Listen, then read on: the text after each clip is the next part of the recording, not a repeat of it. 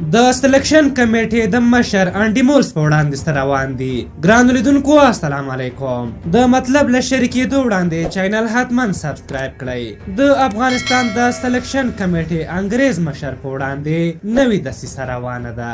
د چې د افغانستان لوبډلې مشر روزونکي پیل سیمنز قرارداد پای ته رسېدلی دی او اوس افغانستان کرکټ بورډ مشر روزونکي پوسټ اعلان ته ورکړی. خو له دې سره تازه چیف سلیکټر انډي مولز د بنګلادیش سفر لپاره مشر روزونکی اعلان کړی دی. خو اوس د دې ویره موجوده ده چې ګوند کرکټ بورډ غواړي د څو سیریزونو د کوچنګ په بهانه انډي مولز له سلیکټرۍ لرې کړي. څرنګه چې انډي مولز په سلیکشن معیارونو خصوصا فټنس ته ډېره پاملرنه کوي، نو هغه لوبغاړي چې ښه فټنس نه لري په دې هڅه کې دي چې انډي مولز ختم کړي. د دوی ویره هغه وخت زیاته شوه چې کله الف لوبډلې ته لوبغاړي انتخابېدل او انډي مولز، جاوید احمدي او احسان الله جنت د ښه پرفارمنس او فټنس د نشتون له کبله نوموړي له لوبډلې لري او پر ځای ابراهیم زدران او رحمان الله ګربز انتخاب کړل چې ښه نتیجه یې هم ورکړه. د انډي مولز بل مثبت ټکی دا ده چې زیاتره ځوان لوبغاړو ته چانس ورکوي. د افغانستان د الف او 19 کلنو لوبډلو روزونکی پاتې شوی او زیاتره وخت په کابل کې وي او له ځوانو لوبغاړو سره پوره بلد دی.